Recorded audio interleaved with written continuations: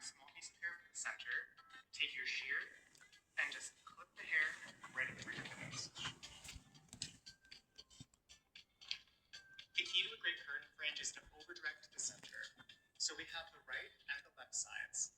We're going to use our guide for our reference for length, and we're going to be pushing each side towards the center to the guide. Stand in front of the head when you're cutting the fringe. We're going to pull the left side to the center of the front, and if your body's standing in the front, you'll naturally pull it to the center. I'm finding that guide that I cut with the shortest length. Once you found the guide, you can make a vertical cut.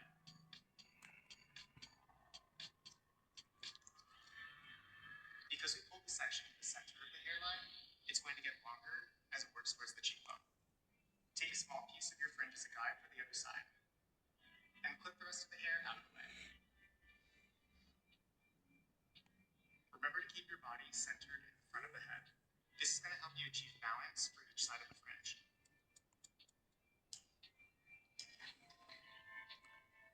Once both sides are cut, we're going to pull it all together, and we're going to make one last check to make sure it's even on each side.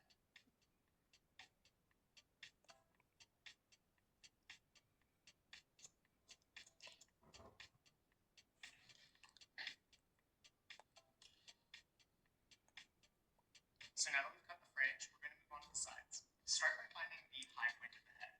Once again, I'm placing the comb on top of the head, and where I see the comb lift off tells me where the head shape is changing direction. That tells us where the high point is. From that high point, we'll take a vertical parting down to the ear. We're going to use the outside of the fringe as a guide for the sides. So we're going to work from the longest part of the fringe, and we're going to blend the layers down to the length. Start by taking a diagonal section behind the hairline. We're looking for the longest part of the fringe to be our guide for the sides. So once you've found that, you're going to position your body in front of the head. Pull your section to the guide, and once you reach the guide, twist your fingers up.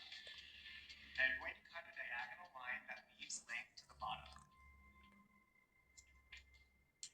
When working with a larger section, I'll take a small piece of what I just cut, get the rest of the hair out of the way, and continue to grab more hair as I work my way down. This helps me better control the section, so I get more precise results.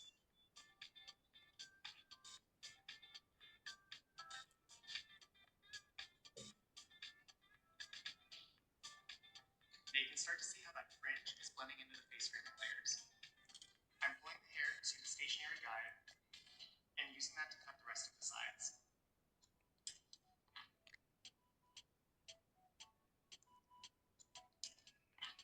When you're pulling towards one stationary guide in a haircut, you're creating something called over-direction.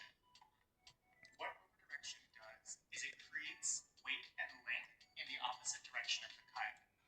So by pulling all this hair to the front guide, I'm cutting layers that are short in front and that dramatically get much longer as they work towards the back.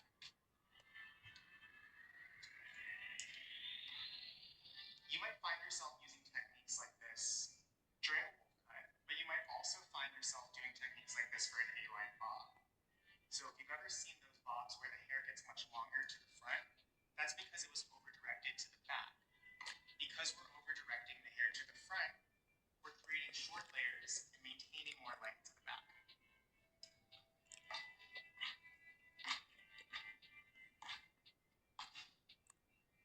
So on the other side, I'm finding the longest part of the fringe and using that as my guide, and we're cutting a line that's leaving length to the bottom. Remember as you work your way down to twist your fingers so that you can control the cutting line, and you're looking to maintain length.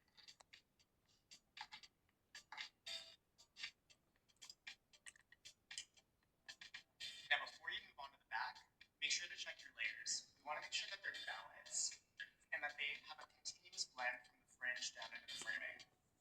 So I'm going to look at the balance of the length, pulling the lengths together, looking pretty good.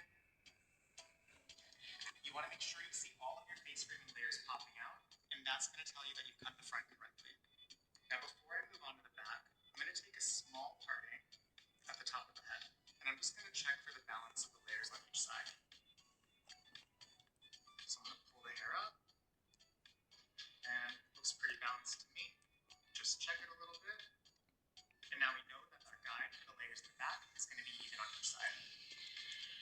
Take your comb and place it on the bottom hairline.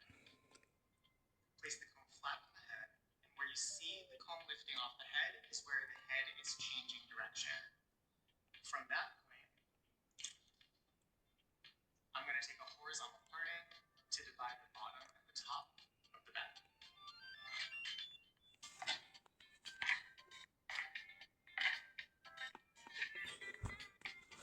Now you can customize this. If you have a client who has really thick hair, you might want to take more hair for the top section because you're going to want to take away the density at the bottom. But for a guest who has really thin hair, or if you have very fine hair texture, you might want to maintain more density at the bottom so the ends don't look too thin. The back is going to be cut in pie-shaped sections. So that means each subsection will radiate off the top of the head. We're going to pull this hair straight out of the head, looking for the guide. Once you find the guide, the line that you want to create is going to be leading length to the bottom. So I'm going to take a small piece of hair, pulling it straight out of the head,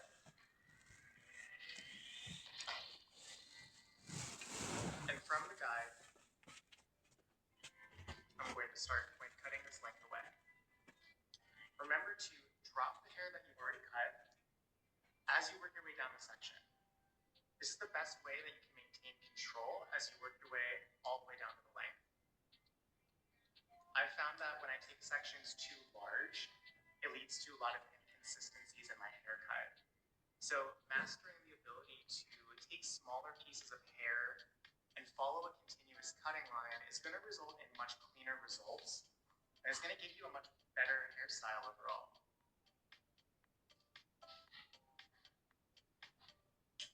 Now, as you comb that section, check to see that your layers are working from short to long.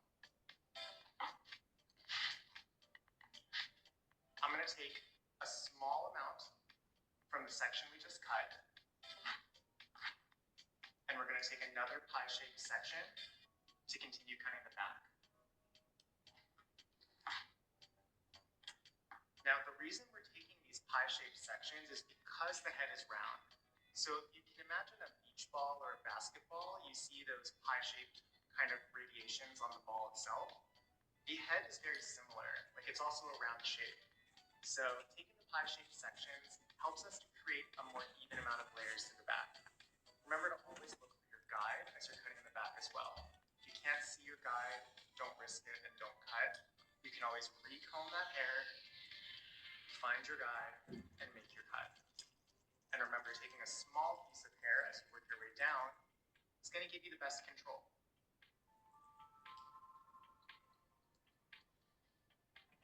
Find the guide, and I'm point cutting. Now you could point cut if you want to, but when I think of a wolf cut, I think of that edgy piece of texture. So point cutting is going to help me achieve that without a lot of extra work at the end. We want to work with our end result in mind.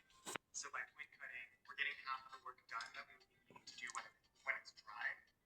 Ahí en el culinario, últimos días, 40% de descuento. Aprende las últimas tendencias con chefs estrella Michelin. Do a lot less texturizing once the hair's already styled. To continue working your way around the head, I suggest taking a small amount of hair from the center back, now that we've cut the left side, and using that as a guide for the right.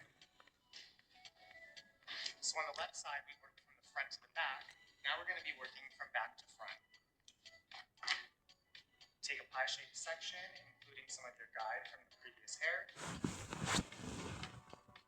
and continue following your cutting line.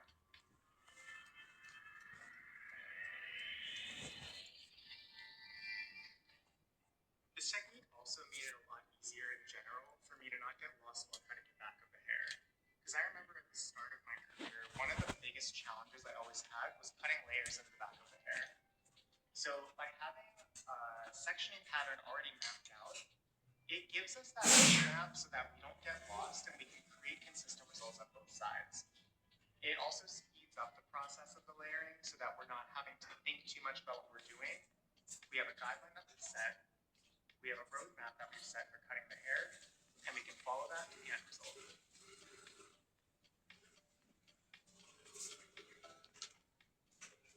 If you're doing this haircut at full speed, you can expect to get it done in about 15 minutes, and then you're going to go into styling and doing dry cutting. But overall, cutting the base of the haircut shouldn't take too long because it's a pretty straightforward section pattern.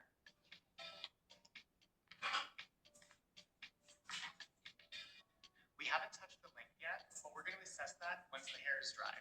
So when the hair is dry, we're going to go through with slicing, point cutting, and some texturizing techniques to get a really soft, edgy look to the haircut. We're going to prep the hair before blow drying. The first product I'm going to use is the camera volume mousse. This mousse gets the hair medium cold, so it's perfect when you're looking for a little bit of volume without it feeling too stiff or sticky. And I find that it really builds the density and finer hair textures to hold style all day. The second product is the Silkening Heat Cream. So combined with the volume mousse, we're going to get a long-lasting style that has a really shiny, sleek appearance. And it's really great for achieving that edgy anime texture that's so common in a bowl cut. Now we're going to blow dry the hair smooth, and then we'll get into some texturizing.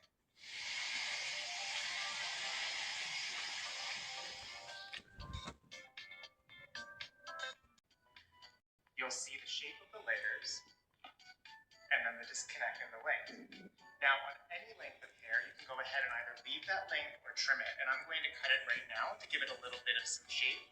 But this is that length that you can customize based on how your hair is, whether it's super long, super short. Everything in the bottom section of the back is free rein. We're going to start by cutting into the curtain fringe. The goal is to release a lot of weight in this heavy space, and as you can see, it's pretty much solid, and there's no room for anyone to see. So what we need to do is we need to create some space to really open this up and create more of an airy texture. I'm going to start by taking a small section, and we're going to slice into the hair. Now when you're slicing, you just want to make small channel cuts from about the middle of the strand and just remove a little bit of hair. Now watch closely. Look at the hair that we just took out.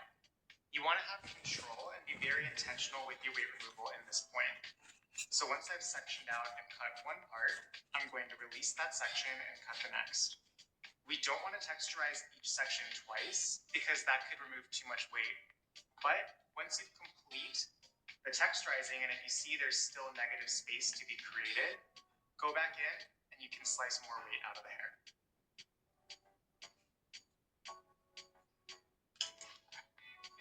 This technique is really focused on controlling the density.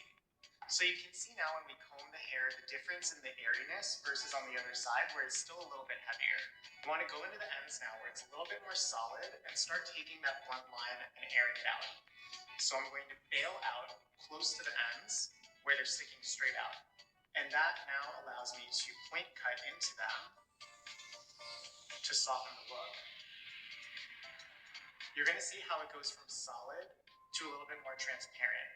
And if you want it even more texturized, you can stop your fingers a little bit further up the strand and then begin your point cutting.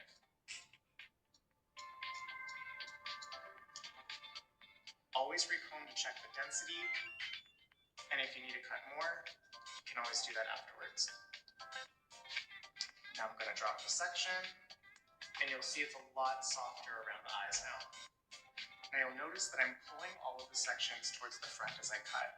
So as we're texturizing, we're also creating an over direction, which adds movement into the fringe. Now, if you want to add some shorter bits into the fringe, you can do that freehand. So I'm going to grab some pieces and I'm pulling them all towards the center and then just talking my shear down to cut some shorter bits in the center of the curtain fringe. So instead of being very technical with this, you can see us being very artistic and visual. So you're really looking to see where you need to remove that length and then just talking your shear down to create some layers as you create shortness in the fringe. This also opens up some space in the center, so if you want that fringe that splits in the middle, It's a really great technique to get that. It's also really helpful to do this on dry hair because you have a better understanding of how much density there is in the front. Because some clients have hairlines that are thicker and some are thinner, so you really want to customize it based on the hair you're working with. Once you're happy with your fringe, we're going to customize the pieces on the side. So one of my favorite parts about a wolf cut is the ability for someone to be able to put their hair up and have those fun little pieces drop out of the ponytail. What I like to do to customize these pieces is I'll just take some hair from the front, I'll tuck the rest of the hair behind, and whatever falls in the front is going to be the hair that drops out in the ponytail. So we'll clip the rest of the hair out of the way, and now this section is what we can cut and customize in the front. We're going to use the same weight removal techniques. So I'm going to slice some channels of hair away just to create some airiness and some space. You'll see my fingers dropping down the section so that we create different channels of weight removal throughout the hair. I can go higher in the front because our layers are shorter, but as we work to the bottom, we want to lower where we're taking the weight away because the length is longer.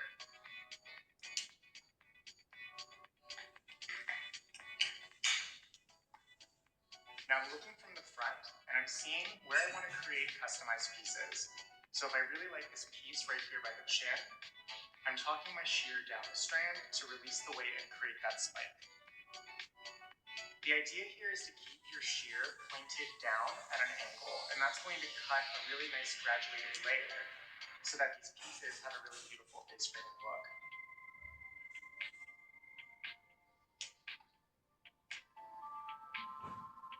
And this is going to look really good when she wears her hair up and wants to drop some pieces down around the face.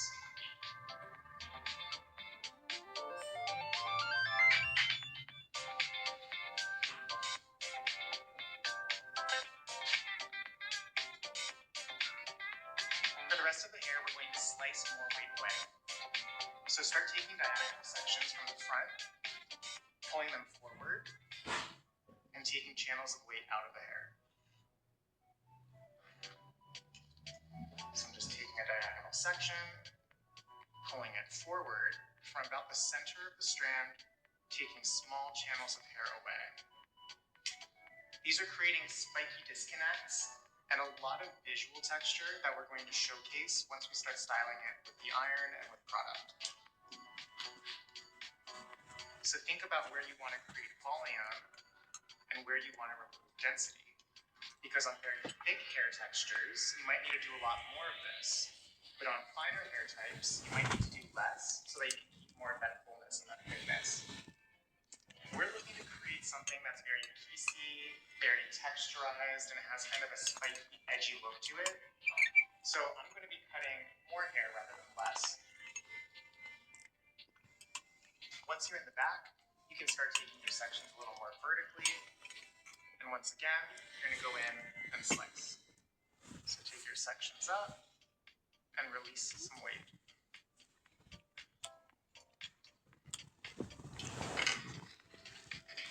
Taking another vertical section, I'm lifting this hair up, and from the center of the strand, we're just cutting small channels to release a little bit of weight. You'll be able to see this as we comb the hair out. Now that we've got the texture, we're just assessing the final length. So I'm going to trim some of the ends just to give it a little bit more fullness at the bottom.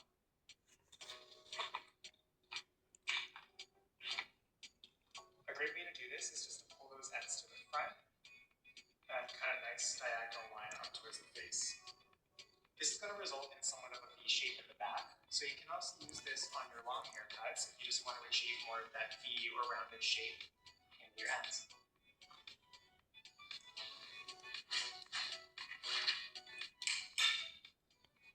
So I'm just pulling that hair from the back to the front, which is that over direction that we've been using in this haircut.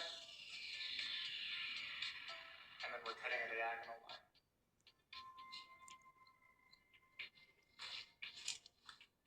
So that's how you do the wolf cut. And now we're going to get into styling. So here's the final wolf cut. We went through, we created a really beautiful curtain fringe, as you can see, and we texturized it to really lighten up around the eyes. From there, we created a lot of really cool feathered layers that went all their way down to the length. And in the back, you can see that nice nice disconnected layer we created, which is really popping up that volume. Especially when the hair is curled, it gives a really nice lift to that. And yeah, so that's the final result. You can achieve this with